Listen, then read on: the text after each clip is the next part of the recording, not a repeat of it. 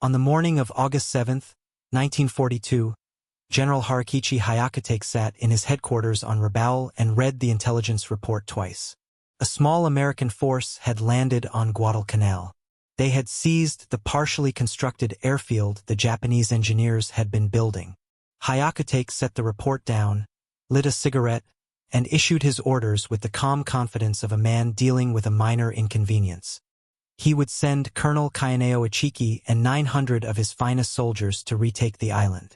900 men, he had been told, would be more than sufficient. The Americans were clerks in uniform. They were soft. They were frightened. They would scatter. Within 72 hours, Ichiki's force had been annihilated at the Tenaru River. Fewer than 150 men escaped into the jungle. Ichiki himself burned his regimental colors and shot himself rather than face the shame of reporting what had happened. Hyakutake read the second report in stunned silence. If you've ever wondered how one of the most decorated military establishments in modern history could so catastrophically misread an enemy, stay with us, because the story of what Japanese generals actually believed about American soldiers, and the brutal, irreversible education that followed, is one of the most revealing psychological journeys of the entire Second World War. To understand how Japanese commanders saw the Americans, you have to understand what Japanese military culture had become by 1942. The Imperial Japanese Army was not simply a fighting force. It was an institution built on a philosophy, on a belief system so deeply embedded that it shaped every tactical decision, every operational plan, every assessment of the enemy. That philosophy was rooted in the concept of Yamato Damashii, the Japanese spirit. The idea was deceptively simple. Spiritual superiority would overcome material inferiority.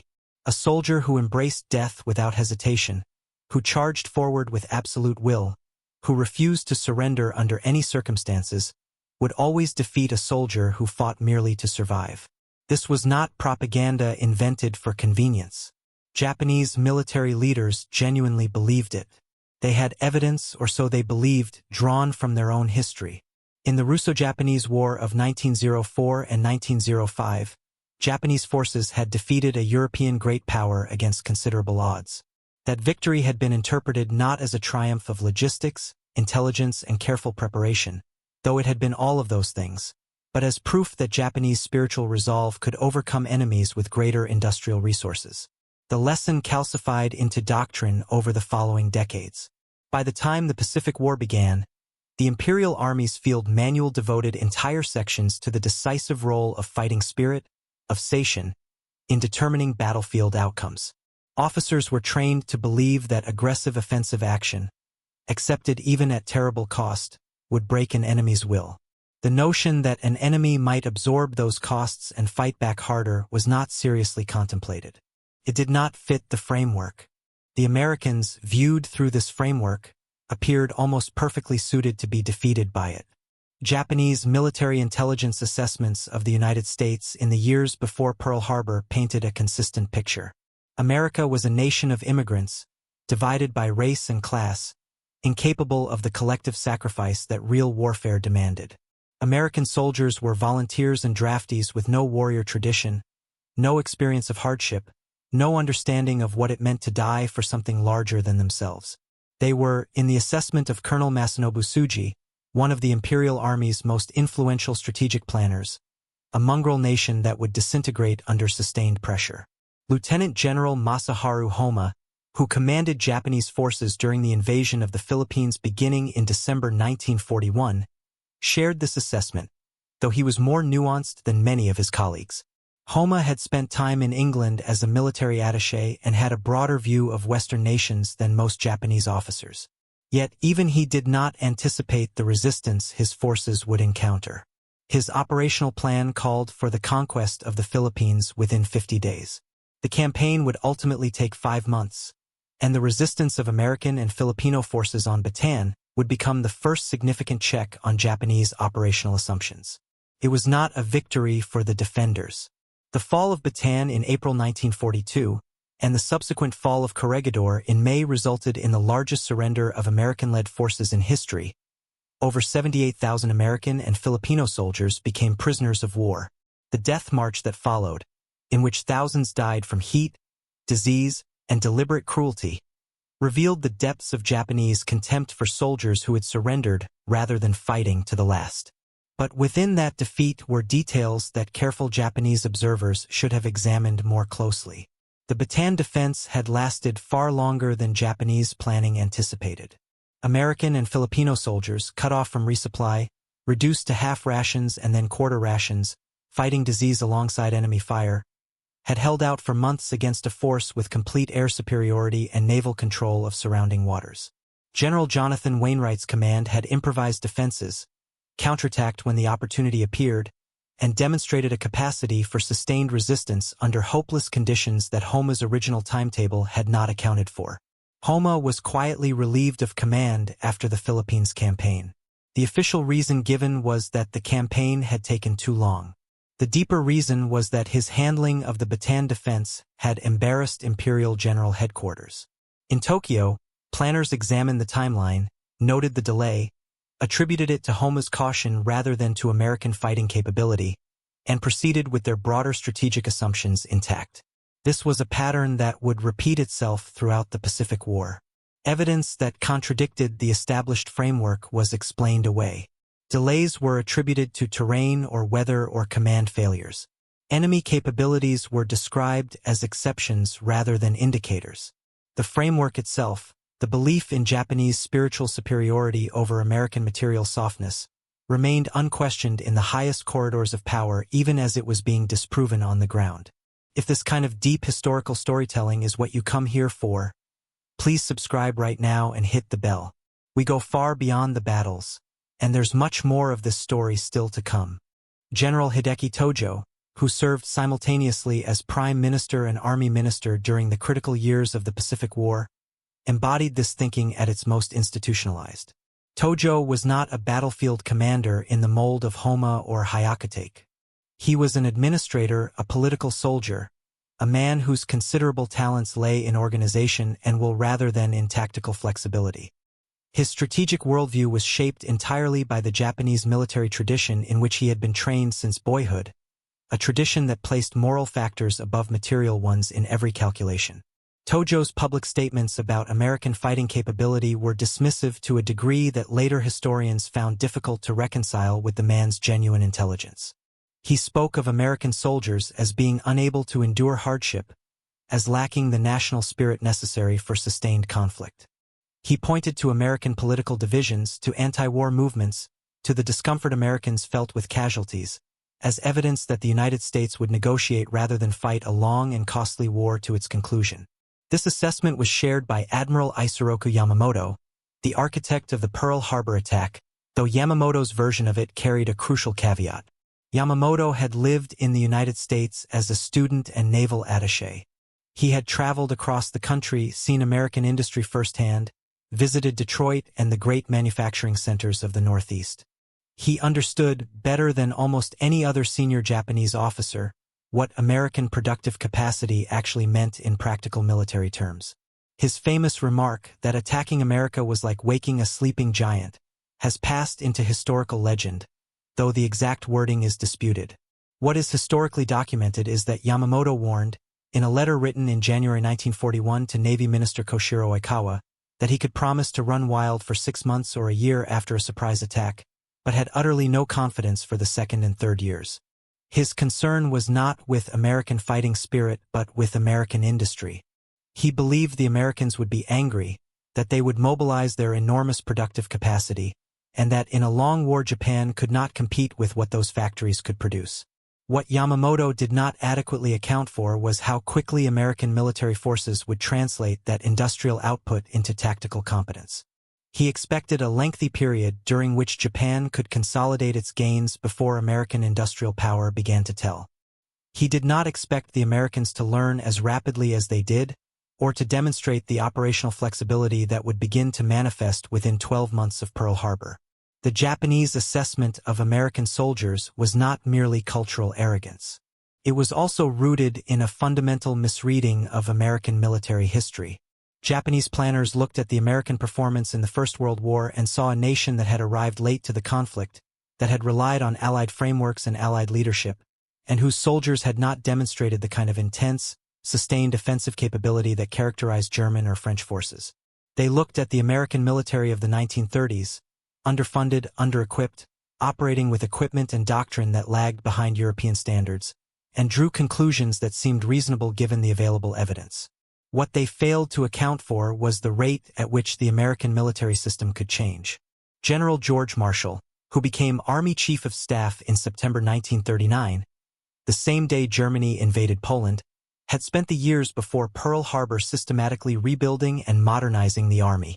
Marshall was perhaps the greatest military administrator the United States had ever produced, and his genius lay precisely in his understanding of institutional transformation. He did not simply add men and equipment to the existing structure. He rebuilt the structure itself, creating a training system, a promotion culture, and a doctrine of combined arms that would prove extraordinarily effective once it was given time to mature. Japanese planners, examining the American military of 1941, were looking at an institution still in the middle of this transformation. What they saw was genuine weakness. What they failed to see was the trajectory, the direction and speed of change that would, within 2 years, produce a military machine of formidable capability. The first sustained collision between Japanese military expectations and American military reality occurred in the waters and jungles around Guadalcanal between August 1942 and February 1943. The campaign became, in microcosm, the story of the entire Pacific War. Japanese forces repeatedly underestimating American resilience, paying enormous costs for that underestimation, and struggling to integrate what they were learning into strategic decisions made by commanders who were not present on the ground. Admiral Yamamoto's reaction to the initial American landing on Guadalcanal was confident. The Americans, he believed, had overextended themselves. Japanese naval and air power would isolate the island, Japanese ground forces would retake it, and the episode would serve as a useful lesson about the limits of American offensive capability. He committed his forces accordingly, feeding them into the Guadalcanal meat grinder in a series of reinforcement operations that Japanese sailors grimly named the Tokyo Express. Destroyer convoys that ran supplies and troops down the slot between the Solomon Islands at night, always under the threat of American air attack at dawn. The land commanders sent to retake Guadalcanal arrived with assumptions already shaped by cultural doctrine. General Kyosuke Kawaguchi, who led the second major Japanese attempt to retake Henderson Field in September 1942, was a capable and experienced officer. His plan called for a night assault across difficult jungle terrain against the American defensive perimeter. The Americans, he believed, would be unable to organize effective resistance in the darkness and confusion of jungle fighting. His forces would break through, overrun Henderson Field, and the island would be back in Japanese hands within hours. The assault of September 12 through 13 against what became known as Bloody Ridge or Edson's Ridge, after Marine Colonel Merritt Edson, who commanded the defense, was repulsed with devastating losses. Marine defenders on the ridge, desperately outnumbered in the initial attacks, held their positions through hours of intense night fighting. When Japanese forces penetrated the perimeter, they were counterattacked and driven back.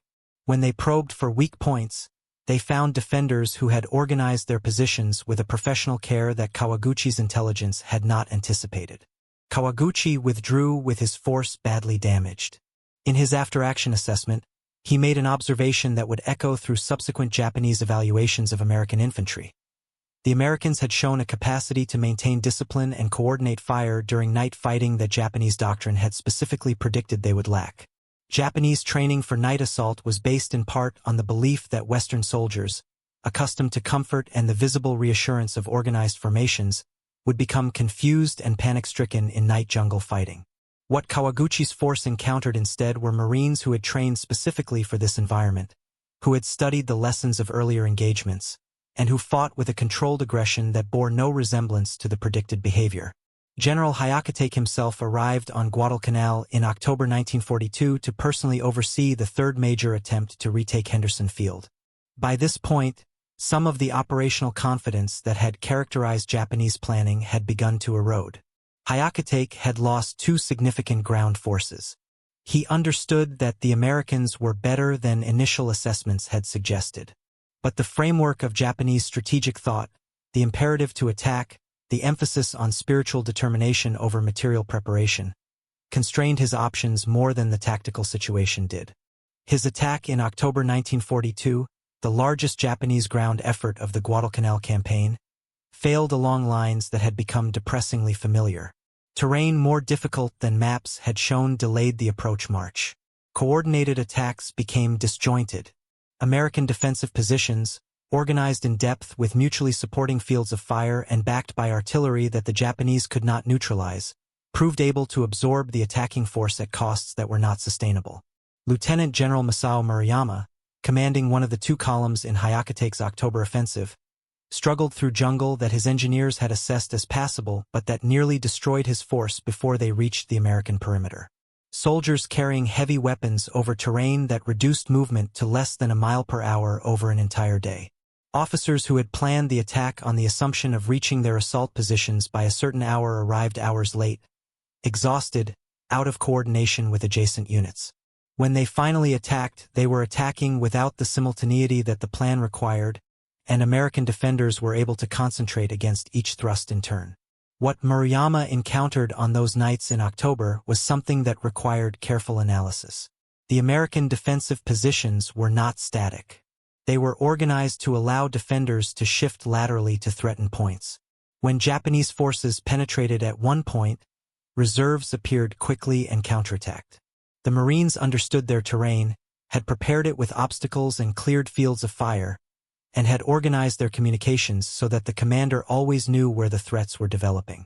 This was not the behavior of undisciplined amateurs. This was professional infantry defense of a quality that Japanese doctrine had explicitly discounted.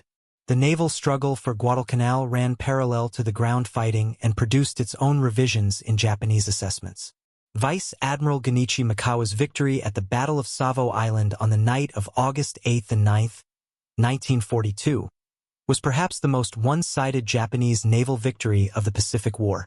Japanese cruisers sank 4 Allied heavy cruisers in less than an hour with minimal loss to themselves. It seemed to confirm Japanese naval superiority and American naval incompetence. But what followed over the next 6 months told a different story. American naval forces absorbed the shock of Savo Island and a series of subsequent losses, reorganized their tactics, and began to improve at a rate that Japanese naval commanders found difficult to process. The Battle of Cape Esperance in October, the naval battle of Guadalcanal in November, and the Battle of Tassafaronga each revealed different aspects of an American naval establishment that was learning under fire with a speed that its Japanese counterpart could not match. Vice Admiral William Halsey, who took command of the South Pacific area in October 1942, exemplified the American approach. Aggressive, direct, willing to accept risk and adapt rapidly to unexpected situations, Halsey infused the naval command with an offensive spirit that had been lacking in the cautious months after Savo Island. Japanese naval commanders who had grown accustomed to American tactical hesitation found themselves facing a different kind of opponent, one who pushed forward despite losses, improvised solutions under pressure, and demonstrated a command culture that rewarded initiative rather than punishing failure. Rear Admiral Reizo Tanaka, who commanded the Tokyo Express destroyer convoys with considerable skill and courage, came to hold a professional respect for the American naval forces he fought that was unusual among senior Japanese commanders of his era. Tanaka later wrote with striking candor about the Guadalcanal naval campaign, acknowledging American improvements in radar-directed gunnery, in night fighting doctrine, and in the speed with which tactical lessons were incorporated into fleet operations. His respect was not sentimental, it was professional. He had watched the Americans improve, engagement by engagement, in ways that he and his colleagues had not anticipated and could not match. By February 1943, when the last Japanese forces were evacuated from Guadalcanal, approximately 31,000 Japanese soldiers had died, roughly 21,000 from disease and starvation, the remainder in combat. Japanese naval losses included 2 battleships, 4 cruisers, 11 destroyers, and 6 submarines, along with nearly 900 aircraft. The Americans had lost significantly as well. 1 battleship, 7 cruisers, 15 destroyers, and hundreds of aircraft. But American losses could be replaced. Japanese losses, as Yamamoto had feared, could not be replaced at the required rate. What the Japanese High Command took from Guadalcanal was a lesson that was correct in its facts but incomplete in its analysis. They acknowledged that American forces had fought better than expected. They acknowledged the material advantages that American industrial power provided. But in the assessments produced by Imperial General Headquarters, these acknowledgments were framed in ways that preserved the essential framework. The Americans had won because of their material superiority, their abundance of ships, aircraft, and supplies. The conclusion drawn was that Japan needed to find ways to neutralize American material advantages, not that the fundamental premises of Japanese military doctrine required re-examination. General Hitoshi Imamura, commanding the 8th Area Army at Rabaul, which oversaw operations in the Solomons and New Guinea, produced assessments of American forces after Guadalcanal that were more nuanced than most Japanese command-level evaluations. Imamura recognized that American ground forces had demonstrated tactical competence that exceeded initial expectations. He noted the effectiveness of American artillery coordination, the quality of American logistical organization, and the capacity of American commanders to adapt their methods in response to Japanese tactics. His reports to Tokyo reflected these assessments with an honesty that was unusual in a command culture that tended to explain setbacks without challenging fundamental doctrine. But Imamura's reports also revealed the limits of Japanese strategic reassessment. Even acknowledging American improvements, he framed the challenge primarily in terms of finding tactical responses, ways to neutralize American firepower, ways to operate in terrain or conditions that reduced American material advantages, ways to attack American supply lines. The deeper question, whether the framework of Japanese spiritual superiority was itself flawed, was not one that Imamura or any other Japanese general could ask within the institutional context of the Imperial Army. It was not a question the culture permitted. General Douglas MacArthur occupied a unique position in Japanese assessments of American leadership. MacArthur was personally known to several senior Japanese commanders. He had served in the Philippines during the 1930s, had worked directly with the Philippine government to build a defense force, and had interacted with Japanese military observers through official channels. Japanese intelligence files on MacArthur were extensive. The Japanese assessment of MacArthur in the early months of the Pacific War was shaped primarily by his departure from the Philippines in March 1942, when President Roosevelt ordered him to Australia to take command of Allied forces in the Southwest Pacific. Japanese propagandists seized on this departure, characterizing it as abandonment of his command and his men, a profound failure of leadership by the standards of Japanese military culture, in which a commander was expected to share the fate of his soldiers. MacArthur's famous "I shall return" statement was mocked in Japanese broadcasts as the vainglorious boast of a general who had fled. This characterization, shaped by genuine cultural differences about the obligations of command, blinded Japanese planners to what MacArthur was actually accomplishing in Australia. He was building, with extraordinary energy and organizational skill, the military instrument that would eventually drive Japanese forces back through New Guinea and the Philippines. He was working through the Australian-American command relationship with a political dexterity that his critics within the American military sometimes overlooked. He was developing, in the New Guinea campaign that began in earnest in mid-1942, a style of operational warfare that maximized American material and technological advantages while minimizing the kind of frontal attritional combat that played to Japanese strengths. MacArthur's New Guinea campaign produced one of the most important Japanese reassessments of the entire Pacific War. The fighting in Papua and then along the northern New Guinea coast confronted Japanese forces with an American operational method they had not encountered before and could not easily counter. Rather than attacking Japanese strongpoints directly, MacArthur's forces used American air and naval superiority to bypass and isolate them, landing behind Japanese defensive lines, cutting supply routes, and leaving isolated Japanese garrisons to wither rather than paying the enormous cost of storming them frontally. Lieutenant General Hitazo Adachi, commanding the Japanese 18th Army in New Guinea, watched this method develop with a growing comprehension of its implications that was both professionally impressive and personally devastating. Adachi was a capable officer commanding soldiers of genuine quality in terrain that theoretically favored defense. Dense jungle, few roads, rivers that formed natural obstacles, malaria and scrub typhus that killed as effectively as enemy fire. By the standards of Japanese military doctrine, his forces should have been able to hold. What they could not hold against was the method MacArthur had developed.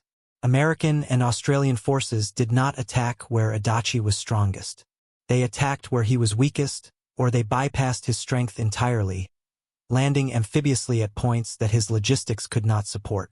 Each landing required Adachi to redirect forces, to extend supply lines that were already strained, to fight in terrain that his soldiers had not prepared.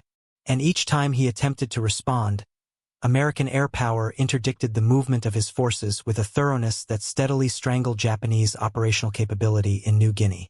Adachi's reports to Imamura during the New Guinea campaign revealed a Japanese general genuinely grappling with an operational problem for which his training had not prepared him.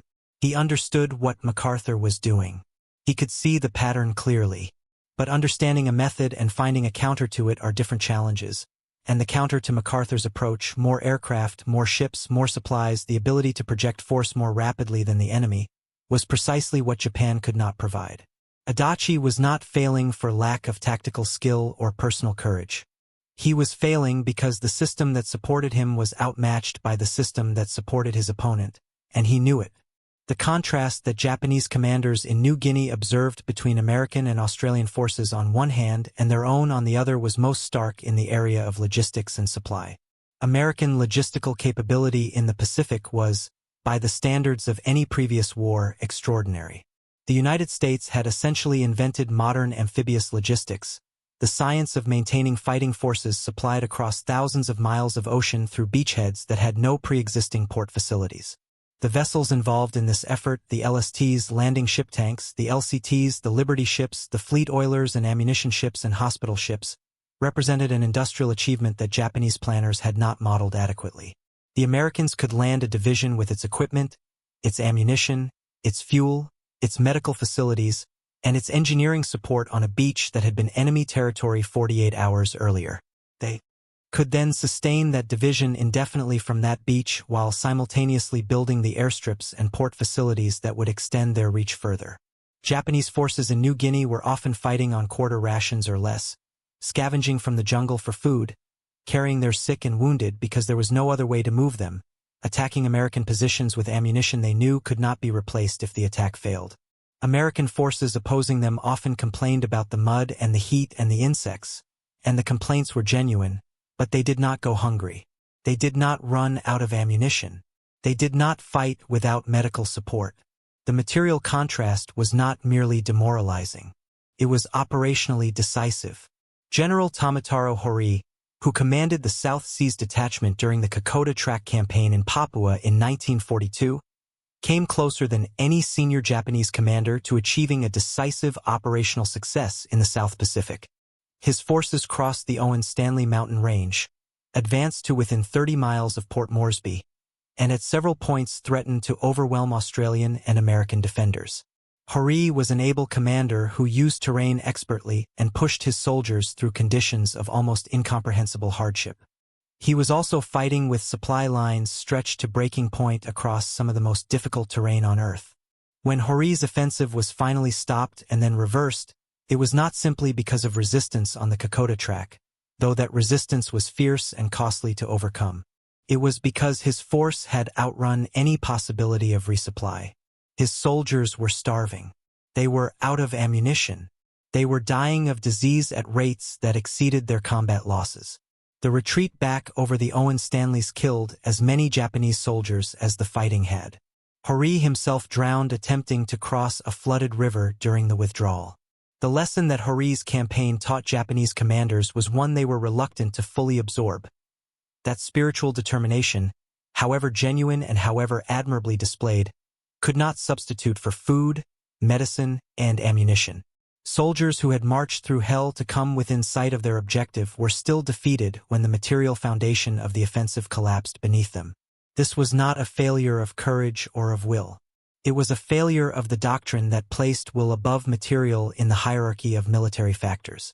Admiral Chester Nimitz, commanding the Pacific Fleet and Pacific Ocean areas from his headquarters in Pearl Harbor, occupied a different position in Japanese assessments than MacArthur did. Where MacArthur was personally known and easily characterized, Nimitz was more opaque to Japanese intelligence. A quiet, methodical man who did not seek the theatrical visibility that MacArthur cultivated, and who was therefore harder to read and harder to dismiss.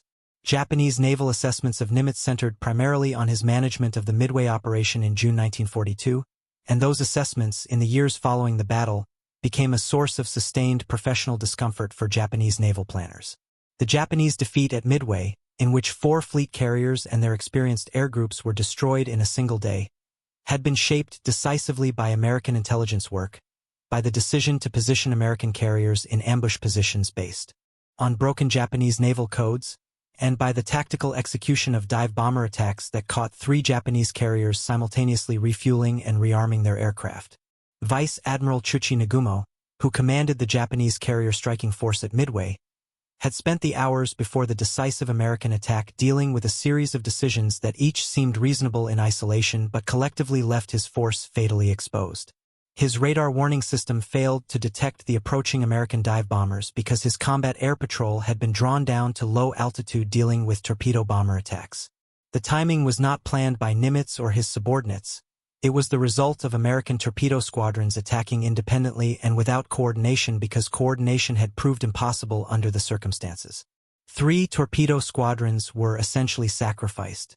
But their sacrifice, unintended and unplanned, created the conditions under which the dive bombers found Nagumo's carriers defenseless.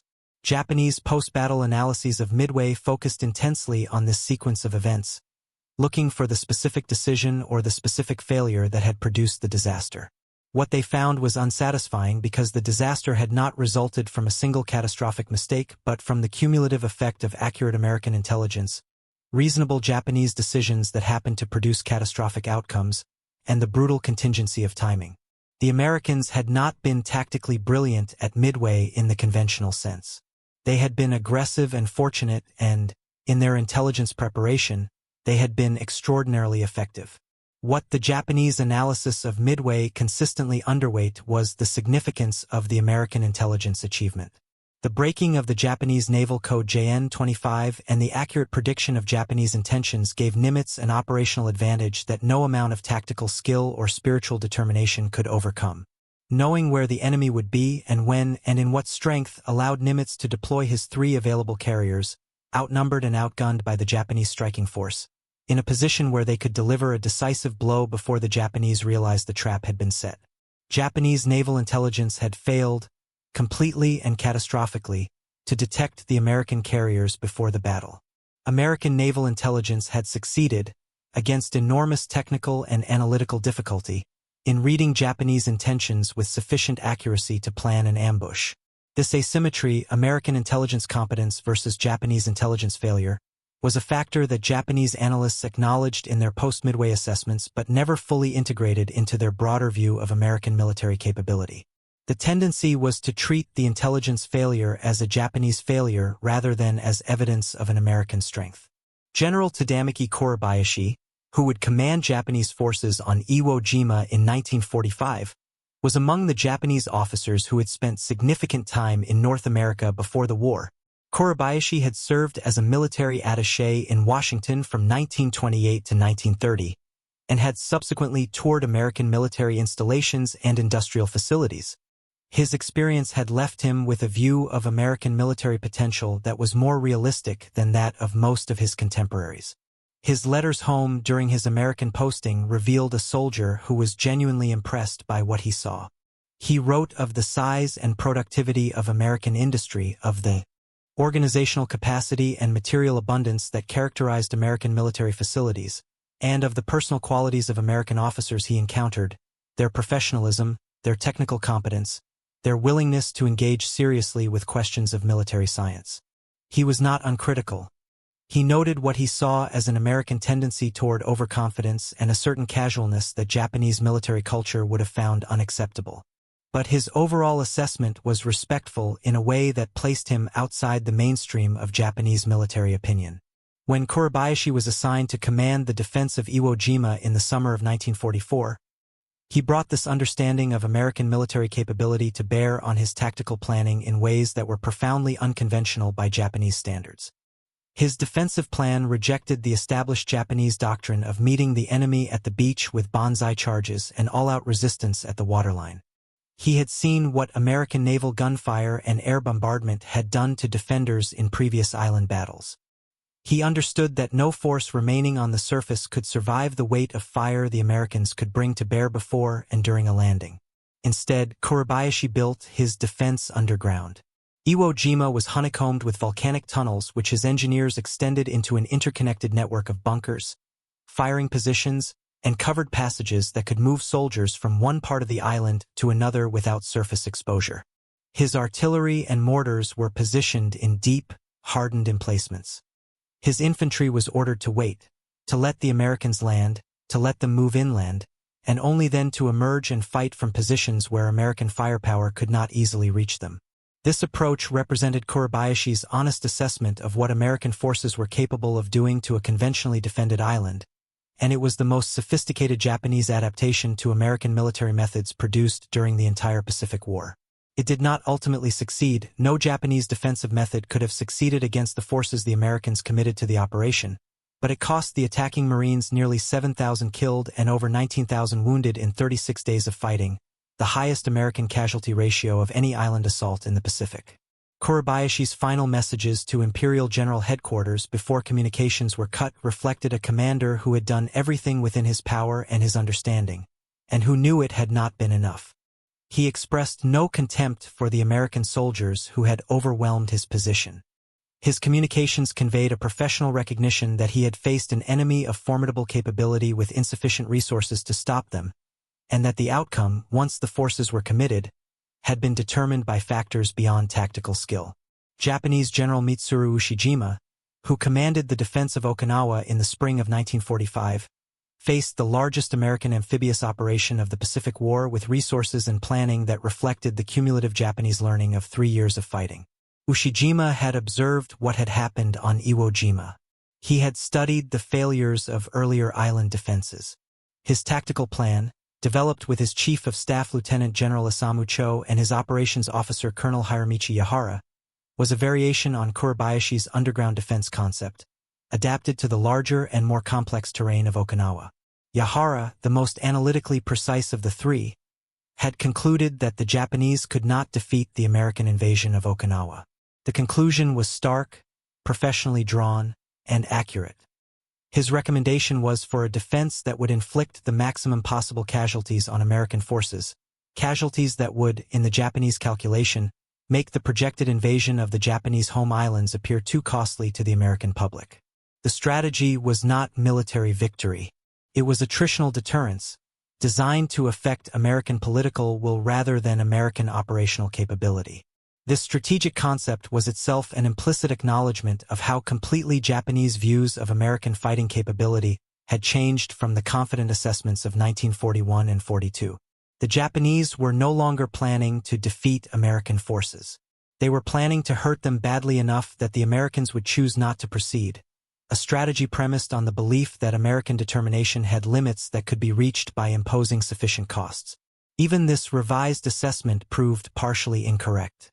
American forces under General Simon Bolivar Buckner suffered approximately 50,000 casualties, killed and wounded, during the 82-day battle for Okinawa, the highest American losses of the Pacific War. The kamikaze attacks that protected the fleet cost the Navy nearly 5,000 killed. By any measure, Ushijima's defenders imposed enormous costs on the attackers. But the Americans did not stop. The battle proceeded, grinding forward day by day, week by week, with a relentless consistency that demonstrated exactly the quality Japanese commanders had been trying to account for since Guadalcanal: the American military's capacity to absorb losses and continue advancing. Buckner was killed by Japanese artillery fire in the final days of the battle, the highest-ranking American officer killed in action during the Pacific War. His death did not slow the American advance by a single day. Colonel Yahara survived the Battle of Okinawa and was captured by American forces in June 1945. He later wrote a memoir of the campaign that stands as one of the most remarkable Japanese military documents of the Pacific War, an honest, analytically rigorous account of what Japanese forces had faced and what they had learned. Yahara had studied American military methods with the professional attention of a soldier who understood that understanding his enemy was a precondition of fighting him effectively.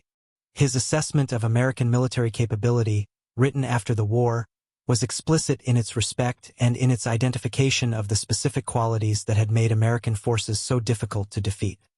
He wrote of the volume and accuracy of American artillery support, which he described as qualitatively different from anything Japanese forces had encountered in the China campaigns from which most Japanese army officers drew their combat experience. He wrote of the speed with which American commanders identified the weaknesses in Japanese positions and redirected their forces to exploit them. He wrote of the seamless coordination between ground, air, and naval forces that allowed American commanders to apply pressure simultaneously from multiple directions.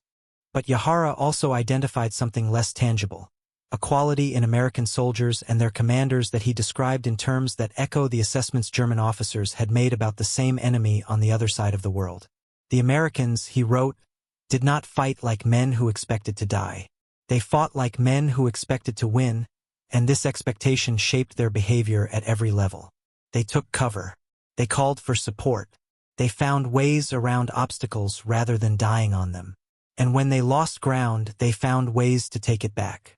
This was the observation that cut most deeply against the foundations of Japanese military doctrine. The Japanese had been trained to believe that the willingness to die, the embrace of death as the highest expression of military spirit, would always overcome an enemy who fought primarily to survive. What Yahara and the Japanese commanders who preceded him had discovered was that the Americans fought neither to survive nor to die, but to win, and that this combination of survival instinct and offensive determination was a more formidable quality than the doctrine had anticipated. The men who survived the Pacific War on the Japanese side carried these lessons with them into a dramatically transformed post-war world. Japan's defeat was comprehensive. The home islands occupied, the military disbanded, the emperor stripped of divine status, the entire apparatus of imperial military culture dismantled in the years of American occupation that followed the surrender. General Douglas MacArthur, who had spent 3 years fighting Japanese forces across the Pacific, administered that occupation with a paternalistic authority that many Japanese found simultaneously humiliating and surprisingly constructive. The same man whose forces had killed hundreds of thousands of Japanese soldiers was now reorganizing Japanese society, rewriting the Constitution, supervising land reform and economic reconstruction. The contradiction was not lost on Japanese observers. What many Japanese found most disorienting about the occupation was the behavior of American soldiers in their daily interactions with the Japanese population. Japanese propaganda had spent years warning of the barbarism that American conquest would bring.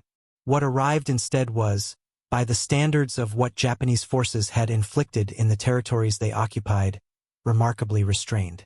American soldiers were sometimes arrogant, sometimes insensitive to Japanese customs, sometimes guilty of the individual misconduct that any large military force produces. But the systematic brutality that Japanese propaganda had predicted, and that Japanese behavior in conquered territories had normalized, did not materialize. This experience, the collision between the expected American barbarian and the actual American occupier, produced in many Japanese veterans a cognitive reassessment that paralleled, in its own way, the reassessment that had been occurring in the minds of Japanese commanders since Guadalcanal. The enemy they had been prepared to hate was capable, in victory, of a restraint and even a generosity that the framework of Japanese military culture had not prepared them to encounter. Former Vice Admiral Shigeru Fukudome, who had served in senior planning positions throughout the war including as Chief of Staff to Yamamoto, reflected in his post-war writings on the gap between Japanese pre-war assessments of American military capability and the reality that had emerged. His analysis was direct and professionally honest. He acknowledged that Japanese planners had systematically underestimated the speed of American industrial mobilization, the adaptability of American commanders, and the determination of American soldiers under sustained pressure. He acknowledged that the framework of spiritual superiority over material factors, which had shaped Japanese military planning since the Russo-Japanese War, had proven unable to account for what American forces actually were. His most striking observation concerned the American capacity for learning. Fukudome had spent years watching American forces improve, watching tactics that had been ineffective in early battles become devastating within months, watching commanders who had made costly errors adapt and perform at a high level in subsequent operations, watching an entire military establishment that seemed to treat each battle as both a test and a lesson.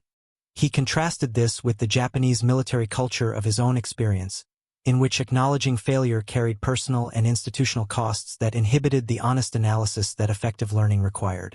The Americans, he observed, were not afraid to say what had not worked. This willingness to identify and correct failure was, in his assessment, a military advantage as real as any weapon system. The story of what Japanese generals really thought about American soldiers is, at its core, a story about the collision between a carefully constructed belief system and an accumulating body of contradictory evidence.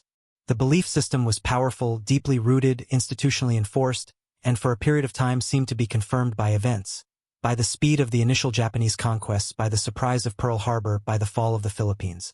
The evidence that contradicted it began to accumulate from the moment the first Japanese soldiers encountered American Marines on Guadalcanal, and it never stopped accumulating thereafter. What makes the Japanese military experience distinctive, and what distinguishes the story of Japanese generals' views of American soldiers from the parallel German story, is the role of cultural framework in shaping military perception. German officers who encountered American forces at Kasserine Pass began almost immediately to revise their assessments based on what they observed. The German military tradition, for all its rigidity in some areas, had a strong empirical strain, a professional culture that valued accurate intelligence and honest assessment of enemy capability, even when that assessment was unwelcome. The Japanese military culture of the 1930s and 40s placed different constraints on perception. The framework of Yamato Damashii of spiritual superiority as the decisive factor in war was not merely a tactical doctrine. It was a fundamental premise of how the institution understood itself, its purpose, and its place in the world. Challenging it was not simply a professional disagreement. It was, in the culture of Imperial Military Japan, something approaching heresy. Officers who reported uncomfortable truths about American capability to directly risked their careers, their reputations, and sometimes more. This cultural constraint meant that the learning which did occur, and genuine learning did occur at the tactical level in the planning of Iwo Jima and Okinawa, in the adaptations of commanders like Adachi and Kuribayashi and Ushijima, could not easily translate into the strategic reassessment that the situation required. Individual commanders understood what they were facing. The institution as a whole could not fully absorb that understanding because the institution's identity depended on not absorbing it. The result was a war prolonged far beyond any rational calculation of outcome, fought at costs that consumed an entire generation of Japanese soldiers and ultimately brought devastation to the home islands themselves. By the time Admiral Mitsumasa Yonai, Navy minister in the final months of the war, acknowledged privately that the war was lost and that continuing it served no purpose beyond delaying the inevitable, Japanese forces had been dying for those lost purposes for 3 years. The American soldiers and Marines and sailors and airmen who had forced that acknowledgement were, in the end, everything that Japanese doctrine had insisted they could not be. They were citizen soldiers who fought with professional skill. They were men from a diverse and democratic society who demonstrated, under the most extreme conditions of modern warfare, a collective determination that the most rigorous military culture the modern world had produced could not break.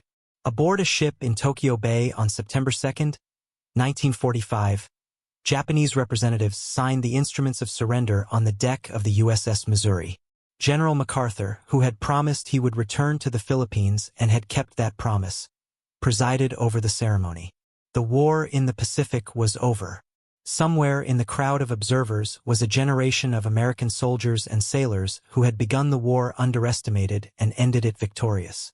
They did not know, in most cases, what Japanese generals had thought of them at the beginning, or what those generals had come to think of them at the end.